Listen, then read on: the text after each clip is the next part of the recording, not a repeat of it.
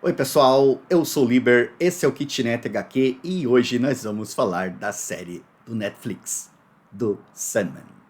Se é a sua primeira vez aqui, esse aqui é um canal que fala sobre quadrinhos. A nossa especialidade, a nossa visão é quadrinhos. Então, falar de livros, games ou, nesse caso do episódio de hoje, séries, é algo excepcional, assim. Então, vou falar porque quem acompanha aqui o canal, você que já acompanha o trabalho da gente, sabe que eu adoro a série de quadrinhos do Neil Gaiman. Colecionei desde lá do princípio de 89, sou aquela porcaria que você pode chamar de fã, assim, né? Amo. Foi o quadrinho que acho que mais me marcou e me influenciou. E eu estava numa grande expectativa para essa série. E não era o único, né? No começo até não estava dando muita bola, mas depois fui vendo uns clipes, fui vendo mais cenas e foi despertando interesse. E de fato, eu tô gravando esse vídeo aqui num domingo, né? Assisti a série ontem, terminei de maratonar, eram 3 da manhã. Não consegui assistir antes porque eu estava lá no Festival de Quadrinhos de Belo Horizonte. Aliás, o Festival de Quadrinhos de Belo Horizonte foi do caralho. Sensacional. Eu só me arrependo de não ter ficado mais tempo ainda. Enfim, voltei de viagem ontem, cheguei em casa, 6 horas da tarde, coloquei o Sandman, fizemos maratona, pizza e cachaça de BH, terminei 3 horas da manhã, né, assistindo toda, sem pra ver qual que era. Então, primeira coisa, da série, começar falando do melhor. E o melhor que eu falo da série é falar com a boca cheia. O melhor, ficou do caralho, certo? Não são todos os episódios que ficaram do caralho. Uns ficaram bons, outros ficaram oks, e 3, ao meu ver, ficaram espetaculares. Que é o número 4, o número 5 e o número 6. A Esperança no Inferno, o Restaurante 24 Horas lá, que eles traduziram como Sem Parar, e O Som de Suas Asas. Esses 3 episódios que estão bem no miolo da série, ali, bem ali no meio, pra mim, é o top da série, assim, eu acho irretocáveis. O problema de falar da adaptação é o seguinte: a adaptação não tem compromisso de ser igual ao original. E, na minha opinião, não precisa nem preservar, como dizem alguns, a essência do original. O tal do multiverso que tá todo mundo falando aí é justamente isso. São os mesmos personagens, as mesmas histórias, as mesmas ideias e conceitos sendo adaptados para outras mídias. Tem decisões que você toma ao contar uma história, pequenos detalhes que podem modificar tudo. Existem questões e especificidades do meio onde você está gravando que podem modificar tudo. Fazer uma história em quadrinho mensal no final da década de 80, com edições lá, que estavam na banca, que você ia fazendo capítulo a capítulo, é uma coisa. Fazer uma série em 2020, 2022, que você disponibiliza 10 episódios de uma vez só, gastando muito mais dinheiro, envolvendo uma equipe muito maior e com uma necessidade, uma ambição de lucro muito maior, é outra história, né? Então tem as suas diferenças e é isso que vai gerando para nós o tal do multiverso, que são justamente essas versões, né, dos personagens. Aí a gente vai brincar, ah, não, são universos diferentes. Não são universos diferentes, gente. Quer dizer, são, mas na verdade são obras diferentes que a gente vai fazer lá as brincadeirinhas, os encontros e crossovers. A série do Sandman do Netflix é o multiverso do Sandman, é outra coisa, é outro universo. Mas daí, funcionou? Ficou legal? Então, esses 3 episódios que eu falei, o 4, o 5 e o 6, pra mim são do caralho. Porque eles pegam coisas do quadrinho, eles mudam coisas do quadrinho, você assiste do começo ao fim e você quer assistir, te instiga. Nossa, eu achei do caramba. A descida pro inferno, a caracterização dos personagens. Eu tava com receio porque, pô, podia ficar estranho, mas ficou muito bom. As interpretações, o Tom Sturridge, que tá fazendo o Sandman, ele ficou muito legal. Ele passa aquele ar blasé, aquele ar de desinteresse, aquele ar meio melancólico, aquela coisa que você não sabe se o cara tem algum problema de depressão, sei lá. Mas, tipo assim, ele mantém muito bem e ainda assim o personagem, ele é interessante. E essa é uma coisa que eu achei bacana de falar. Eu acho que a caracterização do Tom Sturridge na série deixou o Morpheus mais interessante para mim do que ele era no quadrinho, ao meu ver. No quadrinho tem um monte de nuances, de situações que você você não percebe. Ali na série, acho que pelo trabalho do ator, os olhares que ele faz, ele coloca muita emoção. O Morpheus nos quadrinhos, você via as variações do humor dele pelo brilhinho do olho, né? Que mudava de cor, assim. Mas ele era muito gélido, assim. Ele passava essa impressão de você não saber o que, que ele tá sentindo, né? Já o Tom, ele, por mais que ele seja contido e sóbrio e formal, você vê ali que, ele sentiu, pô, achei muito massa. Pô, a Gwendolyn Christie como Lucifer, sensacional, mandou muito bem, cara, e ela é grandona, assim, ela é imponente. A solução que eles deram pro famoso duelo lá, sensacional, a representação danada, o encontro, a configuração do inferno, cara, é muito legal, cara, é muito bacana. Depois vem o episódio da lanchonete. Cara, na época que isso saiu, chocou muito o pessoal dos quadrinhos, porque é literalmente um psicopata super poderoso numa lanchonete com 6 pessoas que ele tortura até a morte. Daí como que você adapta isso para um episódio de televisão? Eles mudaram bastante os textos, mudaram as relações, as cenas não tá fiel, não precisa ser fiel, e para mim funcionou muito bem. Funcionou muito bem. Eles mudam o personagem, o John Destino, que daí vira o... Deixa eu ver quem que era o nome do nosso ator. O Dr. John Dee, né, o Dr. Destino, que no gibi é um vilão super deformado que controla os sonhos com o Rubi que ele roubou do Sandman, aqui virou uma pessoa relativamente normal, interpretada pelo David Thewlis, né? David Thewlis que fez lá o lobisomem lá no Harry Potter. E cara, ele ficou legal, a caracterização ficou legal. E tipo, ali na lanchonete, cara, é muito foda, assim, o desenrolar e já a conclusão, porque basicamente ali é a conclusão do primeiro arco, né, do Prelúdios e Noturnos, e daí vem o episódio 6, que é o Som de Suas Asas, e o Homens de Boa Fortuna. Eles pegaram 2 histórias curtas, o Homens de Boa Fortuna lá do meio da Casa de Bonecas, que é o segundo arco, o Som de Suas Asas, que é uma história entre os 2 primeiros arcos, que também clássico dos quadrinhos, juntaram num episódio só e engrenou, funcionou, ficou bacana. E esses episódios, pela adaptação, pelo modo como eles contam, cara, assim, o final do 6º episódio, quando eu vi os Homens de Boa Fortuna lá na tela, ele tá praticamente o que ele é nos quadrinhos. Tem diferenças, mas ele tá praticamente o que ele é dos quadrinhos. Não é isso que faz ele ser bom. O que faz ele ser bom é o modo como ele foi filmado, a atuação dos atores, a constituição de época ali, o jeito que eles conduziram a trama, como fez sentido. Eu acho que se você não leu o gibi e assistir esse episódio, você vai entender a história, você vai entender o que passa ali entre o Morpheus e o Robert Gedlin. E toca, cara. Eu me lembro que quando terminou o 6, eu falei, é isso. Isso aí, puta, sensacional, sensacional. Então, esses 3 episódios, pra mim, eu falo com a boca cheia. Do caralho. Eu queria que a série toda, bem que eu queria que a série toda tivesse sido nesse nível. E daí os outros? Os outros são bons. Só que esse que é o problema. Não é que não foi fiel ao quadrinho. É que eles colocam umas coisas que eu não sei se precisava. E daí na nossa cabeça, claro, cara, expectativas, as suas expectativas são problema seu. As minhas expectativas são problemas meu. Então, você vai lá ver o primeiro episódio, eles fazem uma abertura em que tem uma narração lá do próprio Morpheus, né, do Tom Sturridge, explicando, eu sou o cara dos sonhos, quando vocês dormem, vocês vêm aqui viver aventuras maravilhosas, deu? Isso que é foda, porque eu ia falar, o ideal é você olhar o objeto que você está avaliando sem considerar o original, né, a adaptação, que importa é a obra em si. Só que o Sandman, todo mundo que eu vi até agora falando, não tem como você dissociar ele dos quadrinhos. Aí o desenvolvimento dos personagens ali, no primeiro episódio com Alex Burgess, tem uns saltos de tempo que ficou muito esquisito, ficou muito estranho, né? Ele precisava de mais tempo, precisava ter uma calma ali, uma condução. Mas de modo geral, parece que funciona, parece que se assiste ali, eu acho, e consegue entender mais ou menos as coisas. Outra coisa decepcionante ali é o tal do sono eterno. Não, é o sono eterno, não é o eterno despertar. Aí você vai ver no gibi o que é o eterno despertar e vai comparar com o sono eterno ali da série, é paia. Daí a gente pode dizer, não, mas não precisava. Não precisava, cara. Mas se a gente tá o tempo todo falando dos quadrinhos e comparando com o original e dizendo, esse foi ou não foi bem adaptado, é paia. Porra. O cara só fica gemendo na cama e nada, não mostra a agonia dele.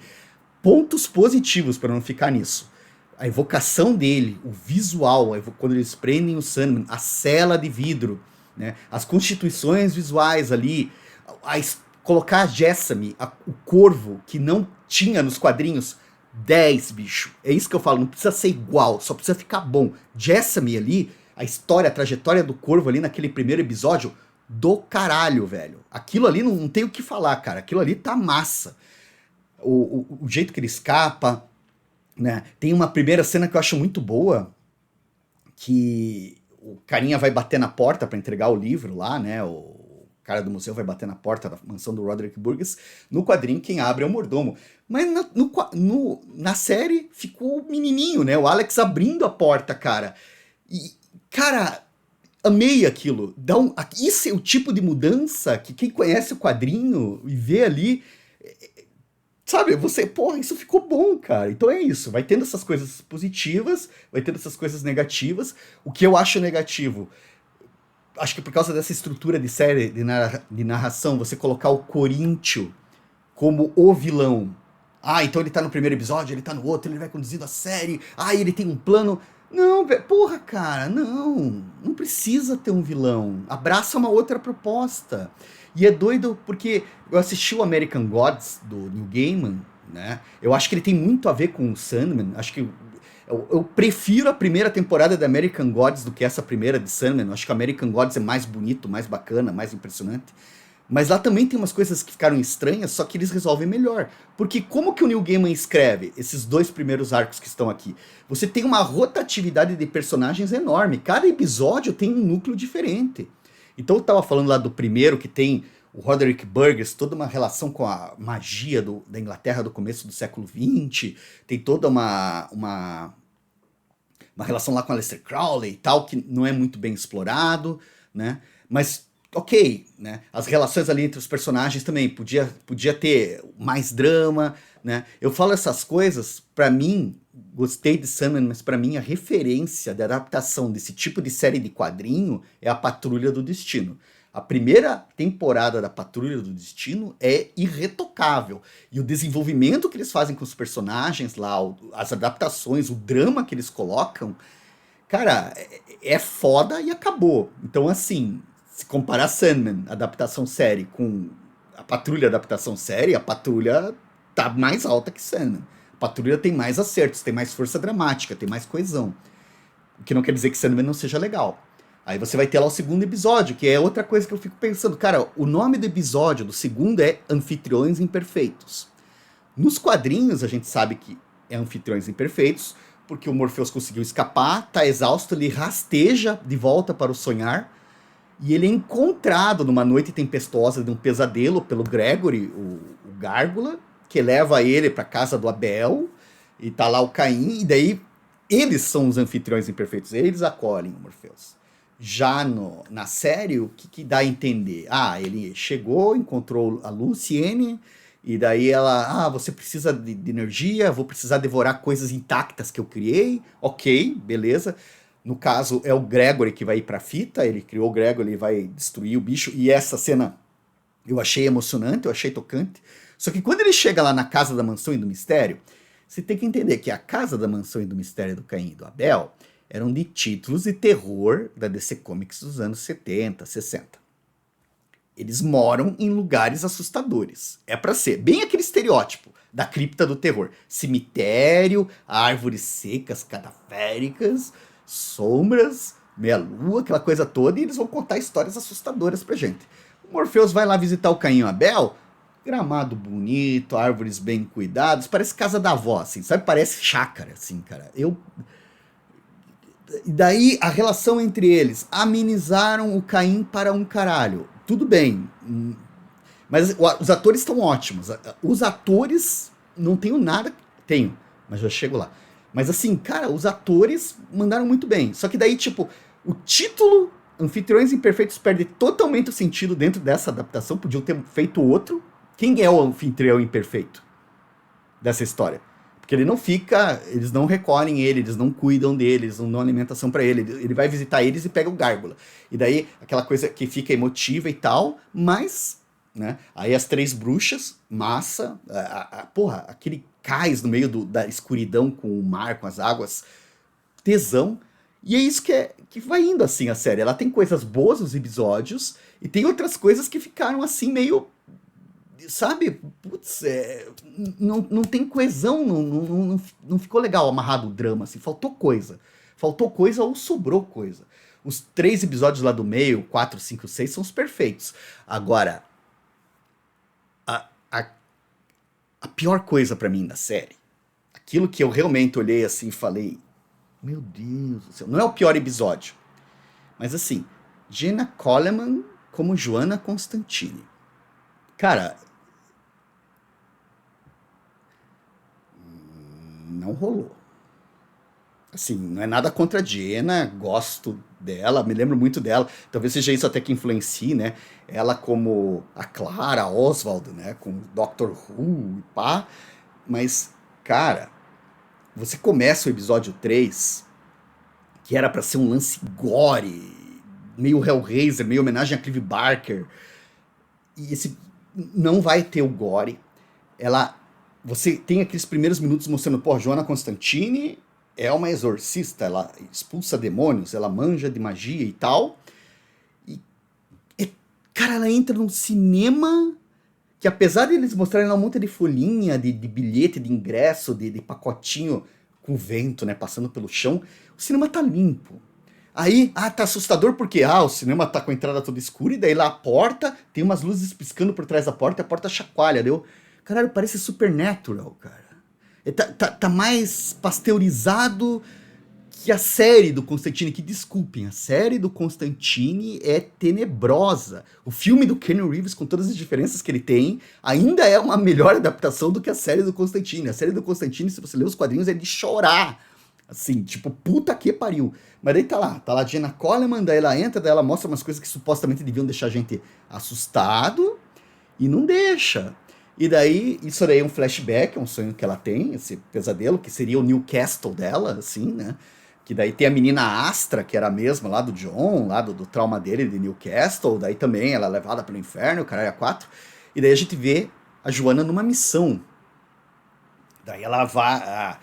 E essa é outra coisa que eu não entendi. Gente, é assim, eu tenho formação católica, eu cresci dentro da igreja católica, eu recebi comunhão, crisma, não sou praticante, tô longe faz tempo, não sei, mas até onde eu sei, dentro da igreja católica não existem mulheres padres ou madres, no caso. E daí você encontra lá, ela encontra lá uma personagem que tem lá o colarinho, tipo Preacher, assim.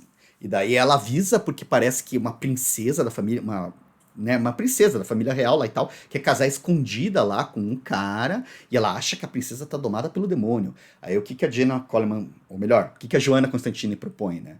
Não, eu vou pegar o teu lugar, eu vou celebrar o casamento. Então ela vai lá com o cabelão dela, batina, e daí eu...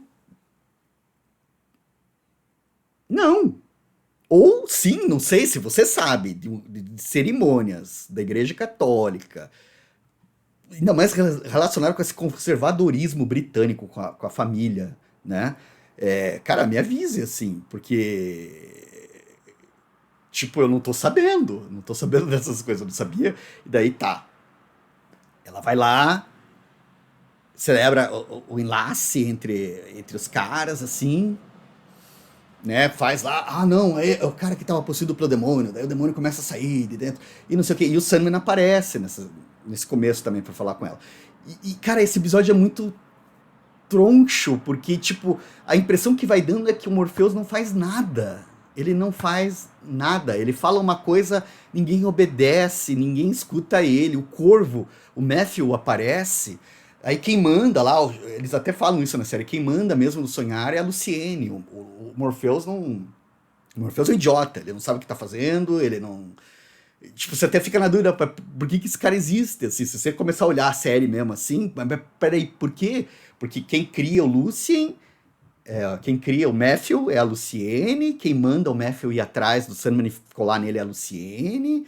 Daí, o Morpheus vai discutir umas coisas, quem toma as decisões, quem faz as avaliações é a Luciene. Daí não é uma questão de, ai, não pode isso, mas é uma questão de, como assim você é o rei dos sonhos? O que você faz, assim?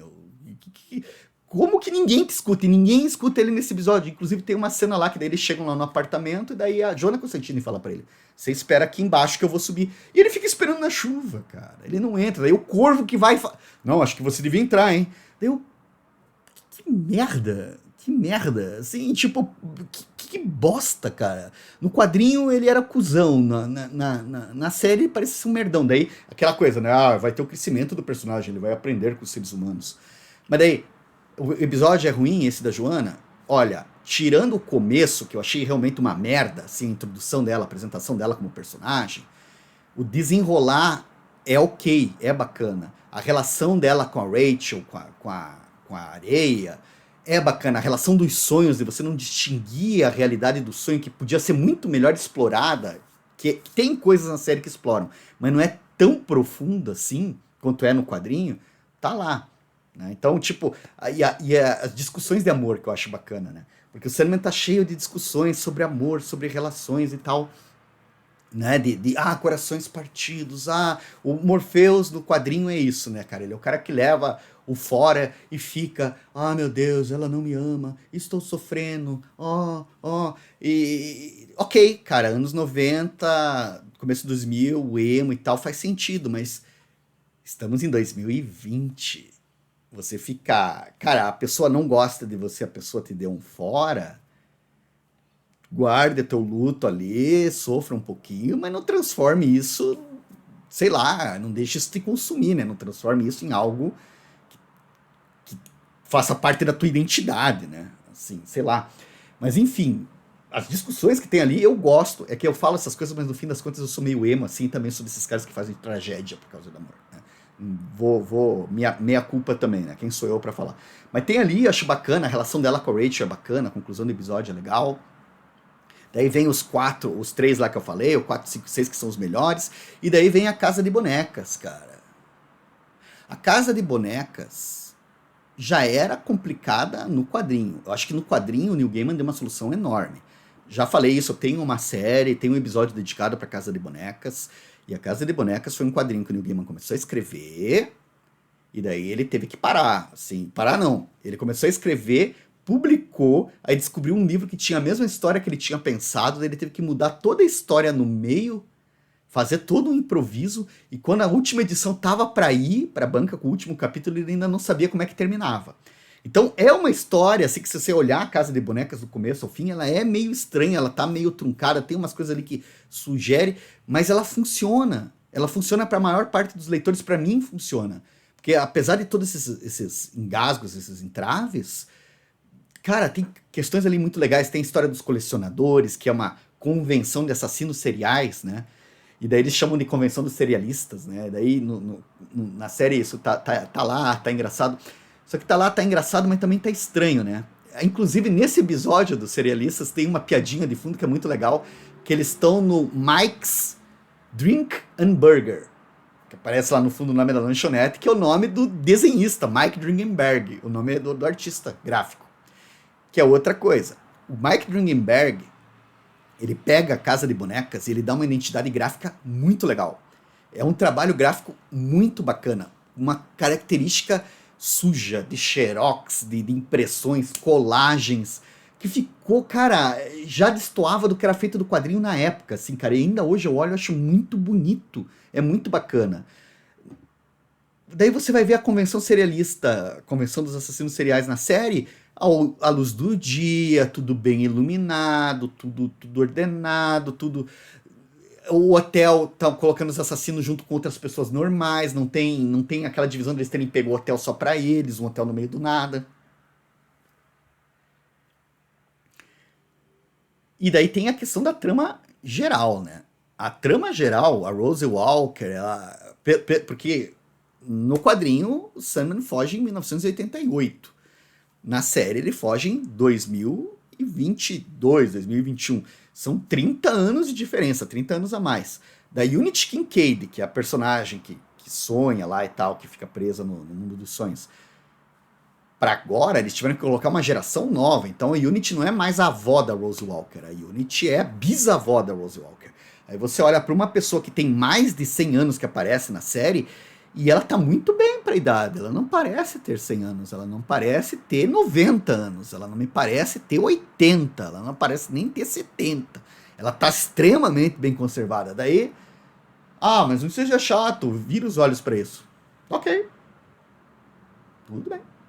Tá linda, tá perfeita, não precisa falar nada. Aí você vai ter todas aquelas histórias, aquelas tramas truncadas. A Hippolyta Hall, que é fundamental, porque ela é a mãe do Daniel, que vai ter uma função dentro da história em quadrinho e tal. Eles conseguiram encaixar ela sem fazer referência ao Sandman no Jack Kirby.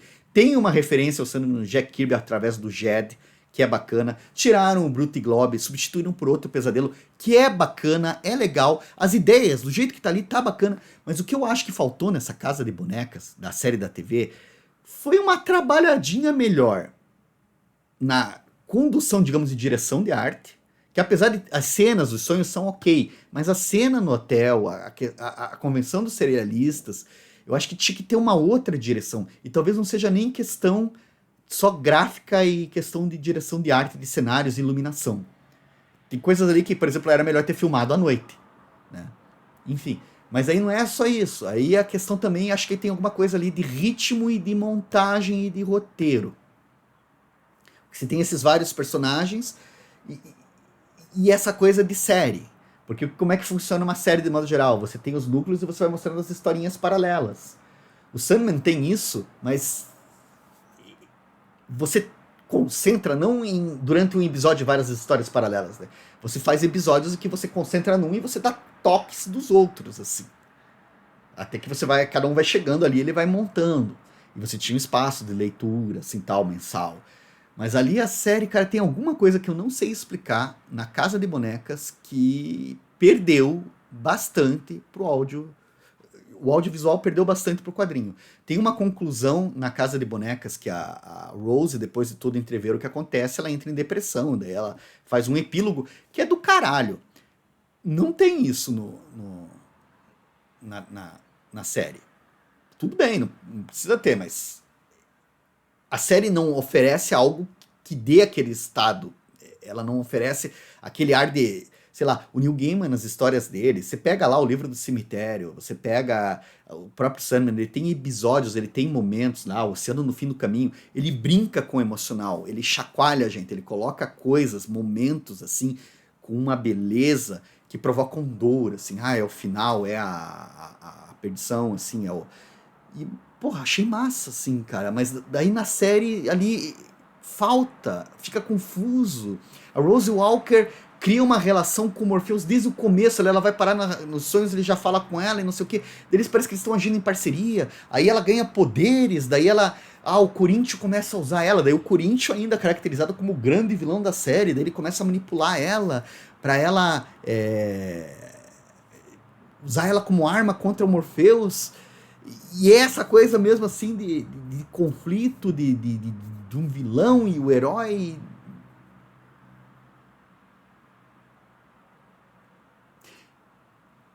Você vai dizer assim, se eu não gostei, não é questão de eu não gostar, sinceramente, gente, podia ter ficado muito pior. Muito pior. Isso é uma coisa que eu tenho noção, cara.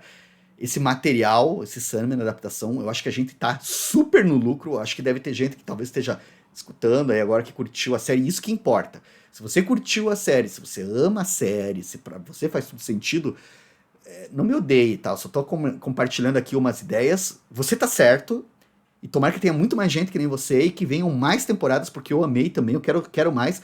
Mas é difícil dissociar do quadrinho, porque a proposta não é essa. É difícil não comparar.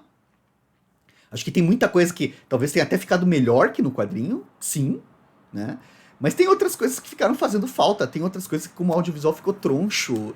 Tem coisas assim que não fazem sentido. Tem coisas assim que perdeu o impacto emocional.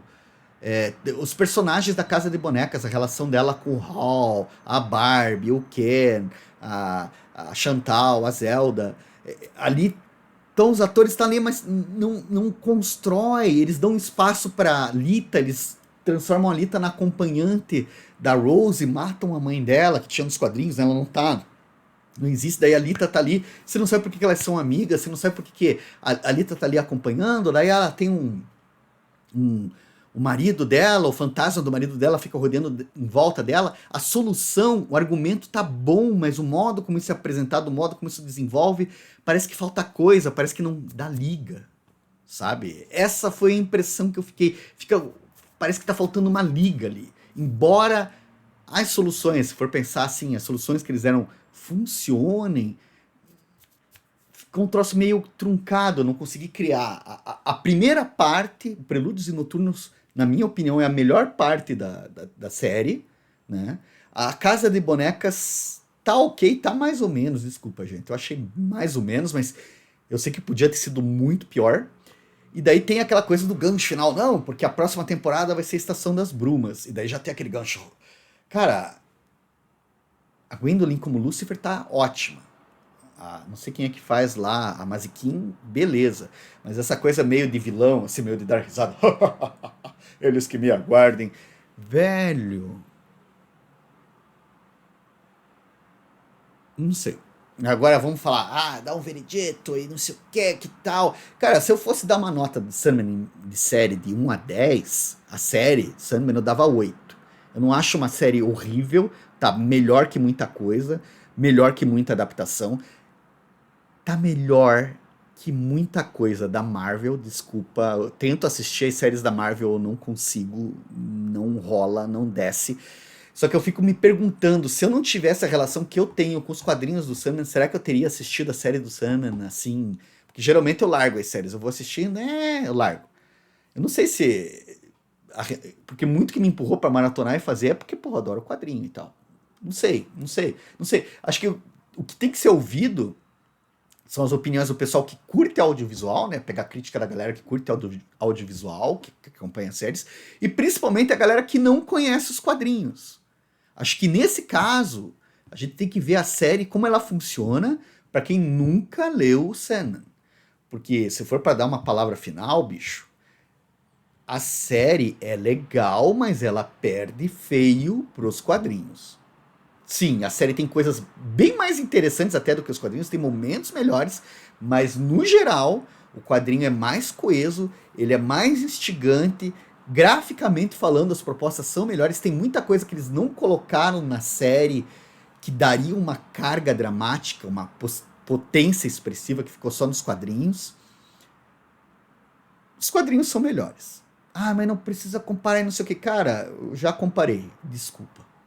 Os quadrinhos são melhores, né? A série, ela é boa, eu assisti, eu espero que venham mais temporadas, eu espero que eles consigam concluir o arco. Eu acho que eles só precisam, sei lá, burilar um pouquinho melhor esses roteiros. As modificações não me incomodam, desde que façam sentido. E, por exemplo, a Casa de Bonecas, eu achei tudo muito atropelado. A Casa de Bonecas está muito boa para comparar com Patrulha do Destino. Patrulha do Destino é uma situação absurda, eles não acompanham os quadrinhos, eles pegam os elementos, fazem diferente, mas funciona. Agora, a Casa de Bonecas ali faltou alguma coisa, cara. Acho que faltou, sei lá, cara, faltou mais coesão, faltou uma direção melhor, alguma coisa na direção de